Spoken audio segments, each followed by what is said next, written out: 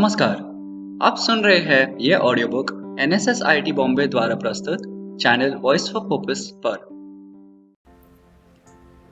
सरोजिनी नायडू का जन्म 13 फरवरी 1879 भारत के हैदराबाद नगर में हुआ था।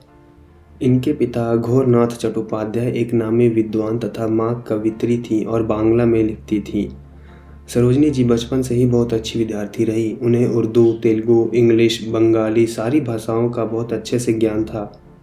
12 साल की उम्र में सरोजिनी जी ने मद्रास यूनिवर्सिटी में मैट्रिक की परीक्षा में टॉप किया था, जिससे उनकी बहुत वाहवाही और नाम हुआ। सरोजिनी जी के पिता चाहते थे कि वह वैज्ञानिक बने या गणित में आगे पढ़ाई करे, लेकिन उनकी रुचि कविता लिखने में थी।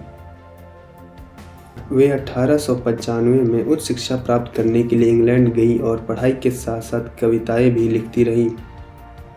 गोल्डन थ्रेशोल्ड उनका पहला कविता संग्रह था। उनके दूसरे तथा तीसरे कविता संग्रह बर्ड ऑफ टाइम तथा ब्रोकन विंग ने उन्हें सुप्रसिद्ध कवित्री बना दिया। इसके बाद उन्होंने कैम्ब्रिज यूनिवर्सिटी के गिरतों कॉलेज से पढ़ाई की। कॉलेज में पढ़ाई के दौरान भी सरोजिनी जी की रुचि कविता पढ़ने व लिखने में थी।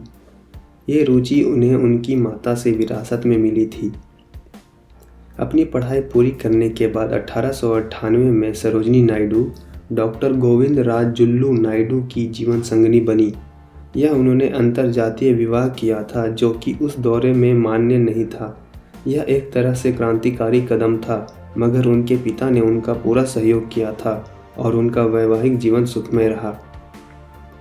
वर्ष 1905 में बंगाल विभाजन के दौरान वे भारतीय राष्ट्रीय आंदोलन में शामिल हुई। इस आंदोलन के दौरान वो गोपाल कृष्ण गोखले, रविंद्रनाथ टैगोर और जवाहरलाल नेहरू से भी मिली। 1914 में इंग्लैंड में वह पहली बार महात्मा गांधी जी से मिली और उनके विचारों से प्रभावित होकर देश के लिए समर्पित हो गई। एक कुशल सेनापति की भांति उन्होंने अपनी प्रतिभा का परिचय हर क्षेत्र में दिया।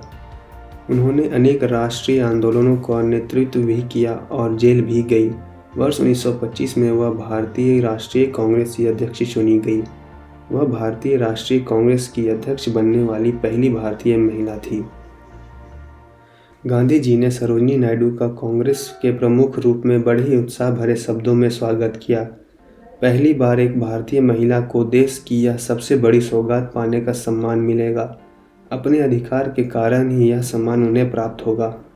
सरोजिनी नायडू ने महात्मा गांधी के साथ सविनय अवज्ञा आंदोलन, सत्याग्रह आंदोलन और भारत छोड़ो आंदोलन में सक्रिय रूप से भाग लिया। इसके लिए उन्हें कई बार जेल भी जाना पड़ा। वर्ष 1942 के भारत छोड़ो आंदोलन में भी उन्हें 21 महीने के लिए जेल जाना पड़ा था।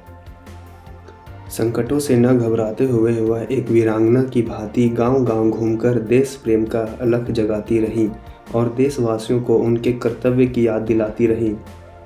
भारत में महिला सशक्तिकरण और महिला अधिकार के लिए भी उन्होंने आवाज़ उठाई। उन्होंने राज्य स्तर से लेकर छोटे शहरों तक हर जगह महिलाओं को जागरूक किया।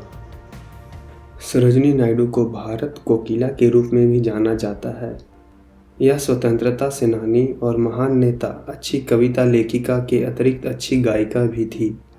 आज़ाद भारत में उन्हें उत्तर प्रदेश का राज्यपाल नियुक्त कर दिया गया। वे पहली महिला गवर्नर थी। उस पद को स्वीकार करते हुए उन्होंने कहा, मैं अपने को कैद कर दिए गए जंगल के पक्षी की तरह अनुभव कर रही हूँ। लेकिन वह प्रधानमंत्री जवाहरलाल नेहरू की इच्छा को टाल न सकी, जिनके प्रति उनके मन में गहन प्रेम व स्नेह था। इसलिए वह लखनऊ में जाकर बस गई और वहां सौजन्य और गौरवपूर्ण व्यवहार के द्वारा अपने राजनीतिक कर्तव्यों को निभाया। 2 मार्च 1949 को दफ्तर में काम करते हुए उन्हें हार्ट अटैक आया और वह चल बसी। सरोजिनी जी भारत देश की सभी महिलाओं के लिए आदर्श का प्रतीक है। वे एक सशक्त महिला थी, जिनसे हमें प्रेरणा मिलती है। सरोजिनी नायडू वास्तव में 20वीं सदी के भारत के रत्नों में से एक थी। सरोजिनी नायडू का नाम भारतीय इतिहास में सदैव याद रखा जाएगा। उनके जन्मदिन को भारत में राष्ट्रीय महिला दिवस के रूप में मनाया जाता है। भारत में राष्ट्रीय महिला दिवस को महिलाओं के प्रति सम्मान, प्रशंसा के लिए सामान्य उत्सव के रूप में चिन्हित किया गया है। इस दिन देश भर में महिलाओं के विभिन्न समूहों द्वारा कई कार्यक्रम आयोजित किए जाते हैं। सरोजिनी नायडू जी के कार्य हमेशा हमारे जीवन के लिए प्रेरणा के स्रोत रहेंगे। उम्मीद है ये सुन के आपको मजा आया।